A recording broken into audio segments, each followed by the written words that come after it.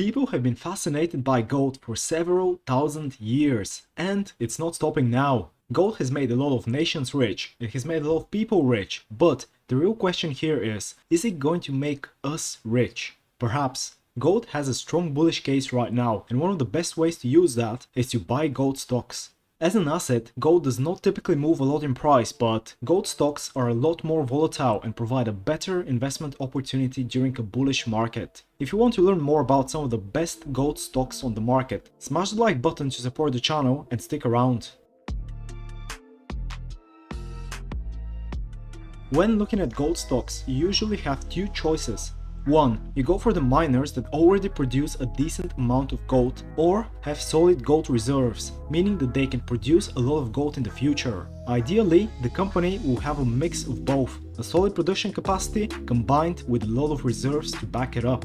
2. You go for the junior miners, which are essentially miners that are still in the exploration and or development phase. There is no official definition for junior miners, so there is a lot of analysts who also classify miners not listed on major indexes as junior, essentially miners with a lower market capitalization. Personally, I go for the first definition, meaning that I classify them as miners who are still exploring or developing. In my opinion, junior miners are harder to analyze and you need more knowledge and experience to be able to pick the good ones. With them, you can easily lose a big chunk of your investment if they focus on exploring or developing the wrong land, but you can also make a lot of money if they hit the mother lode. There is a really good example of junior gold miners in the media, and that's Matthew McConaughey's 2016 movie Gold. It's obviously dramatized, but if you watch it, you will get a decent idea of what junior gold miners do. It probably comes as no surprise that junior miners are classified as either growth or penny stocks. Also, they typically do not pay dividends as they reinvest their earnings in mining more gold, so in my opinion they are much riskier than the established miners. I only really buy them through an ETF, and for that I use the VanEck Vector's Junior Gold Miners ETF. I think that removes some of the risk, but it is still a risky investment, so be careful, especially if you are not that familiar with the gold markets.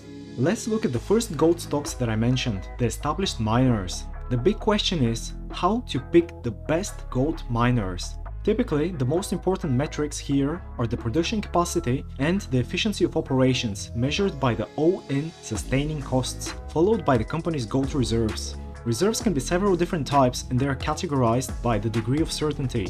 Proven and probable have the highest degree of certainty, followed by measured and indicated, which have a medium degree of certainty, whereas inferred is the lowest degree. Essentially, if a company has 1 million ounces of probable gold reserves, then that company is likely to produce 1 million ounces, after accounting for dilution, waste, and so on. But if that 1 million ounces is inferred, then the final number can be, for example, only 800,000 ounces. Also, even the best company is not worth buying if it is overpriced, so we obviously need to look at the generic valuation metrics as well. Most gold miners will also mine other types of metals, so that should also be considered. Finally, a growing revenue is important. However, unlike other companies, gold miners have almost no pricing power because their prices depend on the price of gold. They have little control over that. Instead, the two main ways for a gold miner to grow their revenue is to either develop new gold deposits or to acquire other gold miners, which in turn increases the amount of gold they mine and therefore increases their revenue. The three biggest gold miners in the world in terms of production are Newmont, Barrick Gold and AngloGold Ashanti, but one look at their all-in sustaining cost tells us that there are more efficient gold stocks out there, so let's dig a bit further. Personally, the most appealing gold stock that I have seen so far is Polyus, which is a Russian gold miner company. They have the lowest all-in sustaining cost by a wide margin, $604 in 2020, which is almost $200 less than the next company at $788.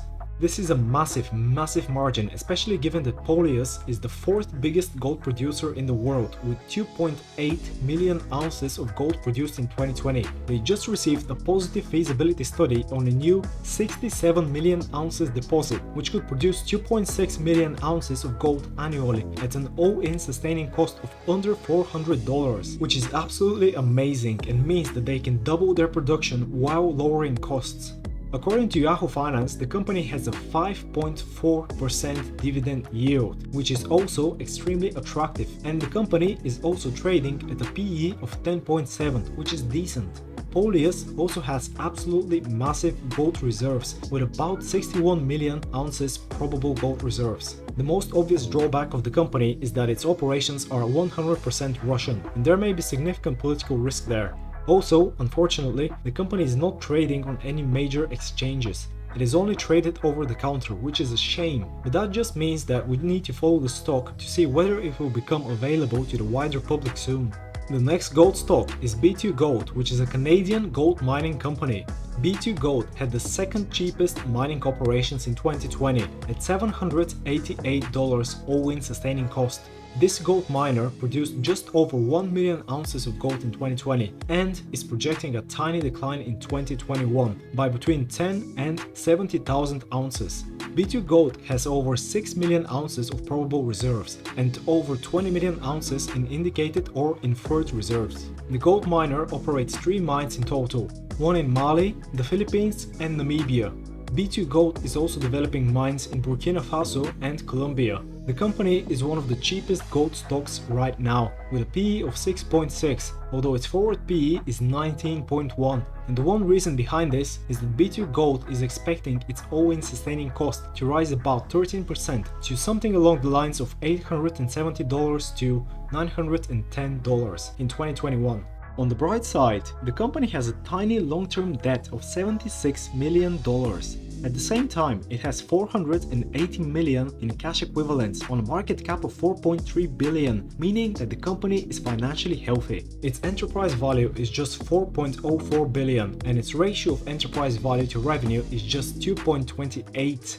Over the last 12 months, B2Gold has had a free cash flow of $632 million or 57 cents per share. This gives us a strong free cash flow margin of 33.65%. They are paying a decent dividend too at about 3.86%.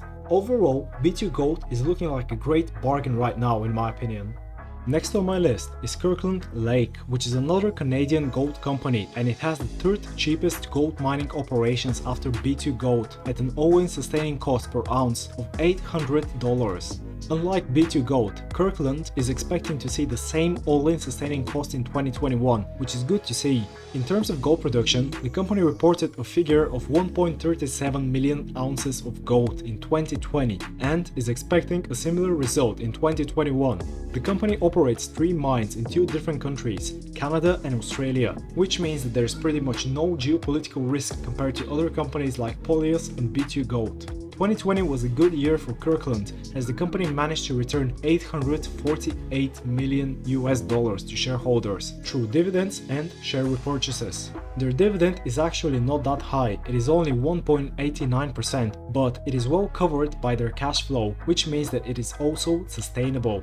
One of the best features of Kirkland is that the company has no long-term debt, which is interesting to see in an extremely capital-intensive business like mining.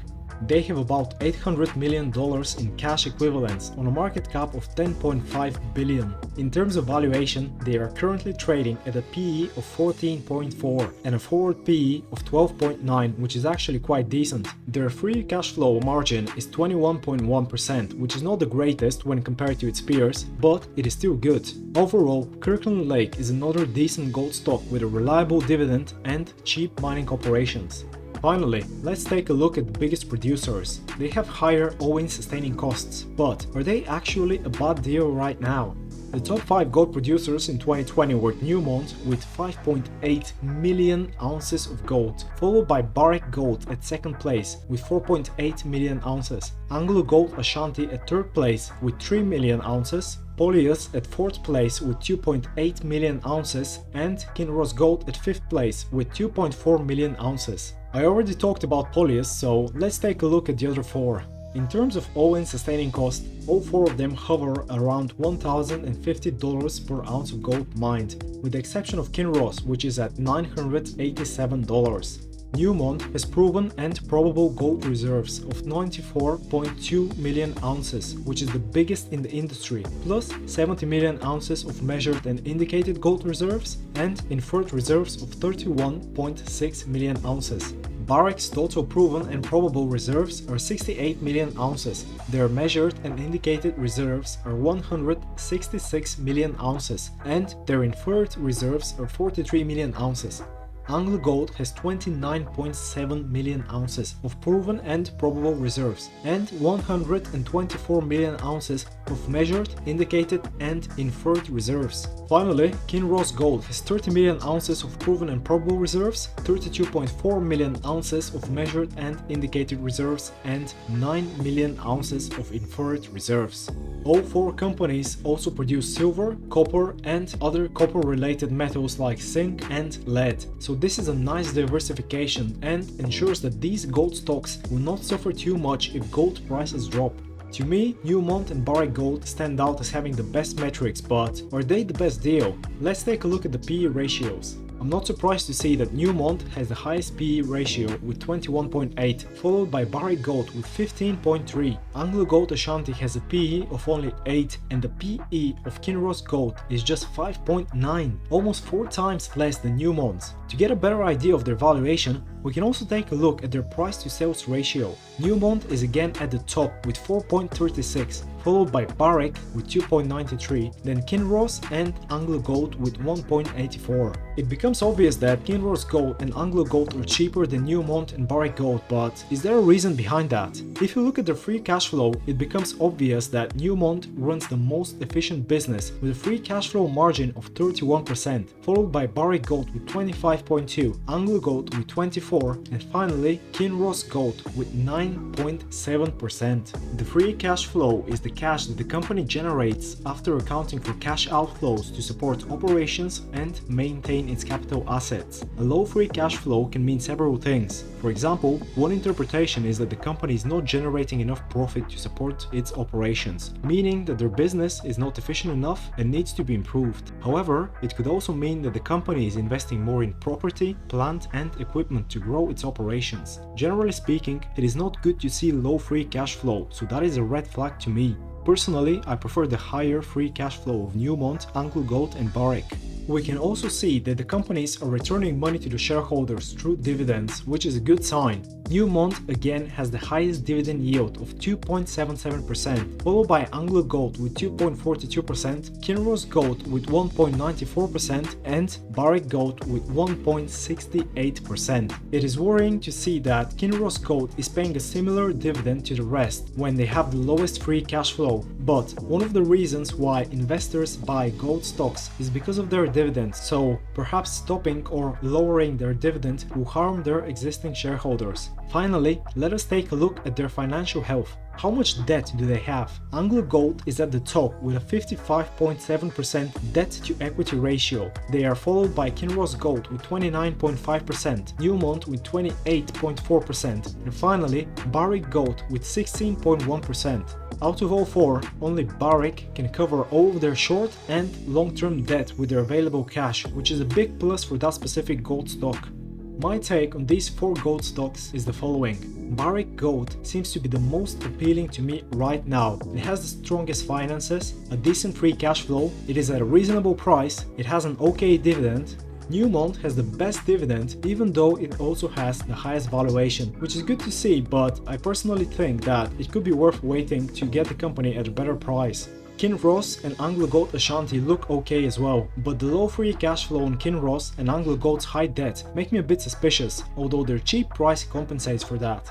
Before I finish, I want to mention a few other gold stocks. A lot of people talk about Equinox as one of the flashier, fast-growing gold companies out there, but I'm not personally convinced. Equinox is showing decent revenue growth, but its all-in sustaining cost is high and is expected to grow even higher next year to between $1,190 and $1,275 per ounce, one of the highest in the industry. It has a very high PE ratio of 32.8 compared to the other gold stocks, and its free cash flow margin is only 2.6%, plus the company has a relatively high debt to equity ratio of 40%. It's not paying a dividend, which makes sense for a growing company, but what I'm trying to say is that I am personally not seeing the bullish case here, at least not right now. Then we also have Centerra, Karora Resources, Dundee Precious Metals, Torex Gold. All of them look decent, but they are small cap gold stocks that are not traded on major exchanges, so I haven't looked into them that much. These type of stocks tend to have lower liquidity than the rest of the gold stocks that I have covered, which means that the price can be much more volatile, and in some extreme cases you can even end up with shares that nobody wants to buy, so be careful if you decide to trade them. Alright, these are some of the best gold stocks on the market in my opinion. What do you think? What is your favorite gold stock? Let me know in the comments below. If gold stocks are not for you, maybe you can check out the best silver stocks, which I've covered in this video here. If you enjoyed this video, please like, share and subscribe to help the channel. Thank you for watching and I will see you again in the next video.